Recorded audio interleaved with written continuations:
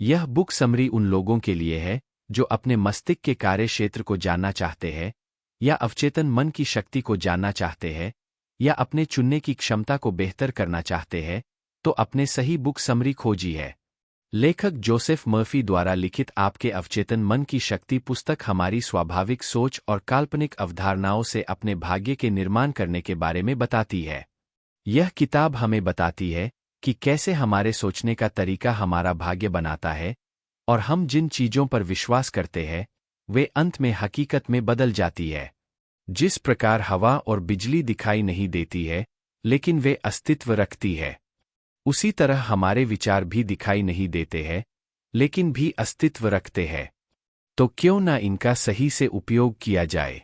मस्तिष्क के कार्य क्षेत्र।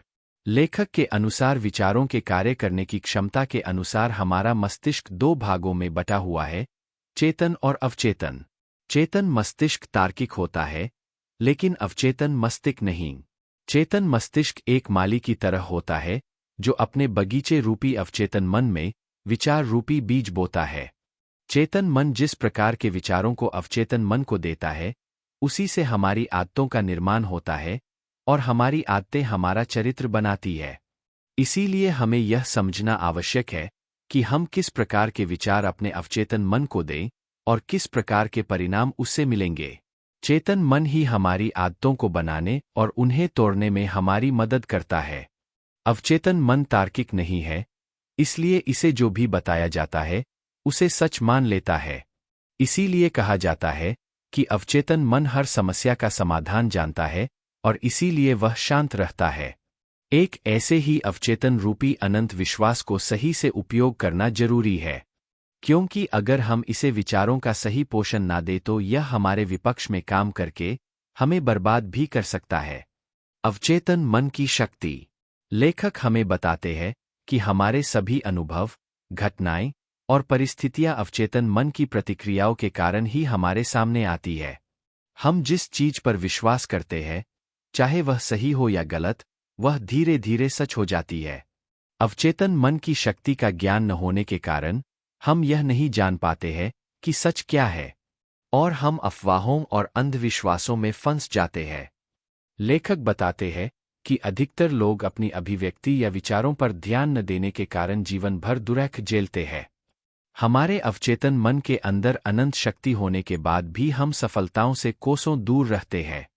इसीलिए मेहनत के साथ हमारे विचार भी हमारे कार्यों के पक्ष में होने चाहिए। हमें हमेशा बताया जाता है कि हम जैसा बनना चाहते हैं उस प्रकार से सोचें, क्योंकि हम जिन विचारों को प्रतिदिन दोहराते हैं वे विचार हमारे अवचेतन मन के द्वारा ग्रहण कर लिए जाते हैं, और हमारा अवचेतन मन उन्हें साकार करने के लिए अपना कार्य शुरू कर देता है।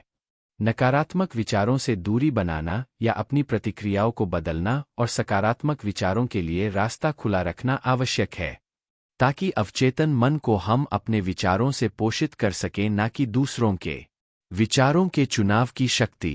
कहते हैं कि कौन सा काम हम करना चाहते हैं यह चुनाव करना हमारे हाथ में है, लेकिन उस कार्य के चुनाव से जो परिणाम होगा वह हमारे हाथ में नहीं होता है।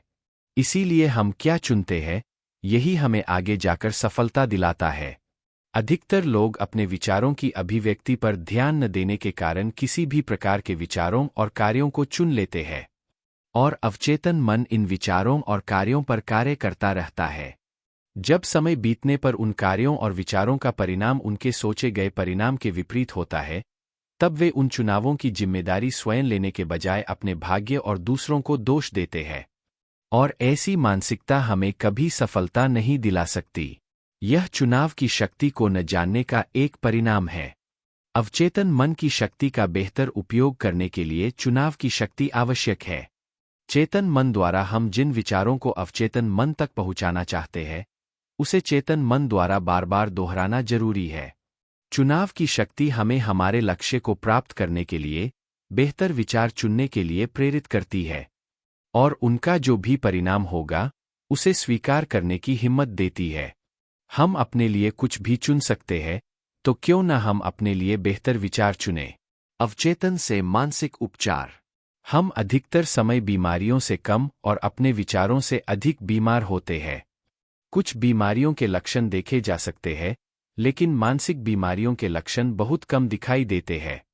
जब हम कहते हैं कि हम बीमार हैं और इसे बार बार दोहराते हैं, तो इससे हम बीमार होने लगते हैं, क्योंकि हमारा अवचेतन मन यह मान लेता है कि हम बीमार हैं। इसीलिए हमें कभी भी अपनी बीमारियों के बारे में बातें नहीं करनी चाहिए, या जितनी जरूरी हो उतनी ही बात करनी चाहिए, ताकि हम अपनी बीमारियों को अधिक ना दोहराएं और ना ही यह हमारे अवचेतन मन तक पहुँचे। मानसिक बीमारियों के उपचार के लिए अपने अवचेतन मन को अच्छे विचारों से पोषित कर सकते हैं। जैसे हम अपने आप को बता सकते हैं कि हम जल्दी ही स्वस्थ होने वाले हैं, या हमारा शरीर बहुत जल्दी हमें स्वस्थ कर देता है, या इन बीमारियों से अधिक परेशान होने की आवश्यकता नहीं है, या मैं धीरे धीरे स्वस्थ हो रहा हूं। इस प्रकार के विचार बार बार दोहराने से हमारा अवचेतन मन यह मानने लगता है कि हम स्वस्थ हो रहे हैं और हम स्वस्थ हो जाते हैं। अवचेतन का पैसों पर प्रभाव। बार बार गरीबी के विचार दोहराने वाला व्यक्ति एक दिन गरीब बन जाता है। उसी प्रकार बार बार अमीरी के विचार दोहराने और उसकी तरह काम करने वाला व्यक्ति एक दिन अमीर बन जाता है। यही अवचेतन मन और हमारे विचारों की शक्ति है। लेखक बताते हैं कि अधिकांश लोग इसलिए अमीर नहीं बन पाते हैं क्योंकि वे पैसे को बुरा मानते हैं, या पैसे से प्रेम करना सभी बुराइयों की जड़ मानते हैं। इस प्रकार की भावनाएं अमीरी को हमसे दूर ले जाती है, क्योंकि हम सभी जानते हैं कि हम जिनकी आलोचना करते हैं वे एक दिन हमसे दूर चले जाते हैं, ना कि वे हमारे पास आते हैं।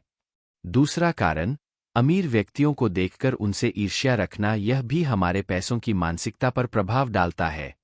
धन को आकर्षित करने के लिए अपने अवचेतन मन को पैसों के अच्छे विचारों से पोषित करना जरूरी है। यह भी सच है कि धन कमाने के लिए जितनी मेहनत की आवश्यकता होती है, उससे अधिक मानसिकता और बुद्धिमत्ता की भी आवश्यकता होती है। इसीलिए अपने अवचेतन मन को अमीरी की मानसिकता का भोजन दे, और आप देखेंगे कि किस प्रकार आपका अवचेतन मन आपके लिए धन का निर्माण करता है। निष्कर्ष। इस बुक समरी में हमने 5 महत्वपूर्ण बातें सीखी, जो इस प्रकार है। पहली, मस्तिष्क के 2 कार्य क्षेत्र होते हैं, एक चेतन मन और दूसरा अवचेतन मन। दूसरी, हमारा अवचेतन मन हर समस्या का समाधान जानता है, इसीलिए वह शांत रहता है। तीसरी, हम अपने अवचेतन मन के लिए बेहतर विचार का चुनाव कर सकते हैं। चौथी, मानसिक उपचार के लिए खुद को स्वास्थ्य की लोरी सुनाना जरूरी है। और पांचवी, अवचेतन मन ही हमें अमीर और गरीब बनने में मदद करता है।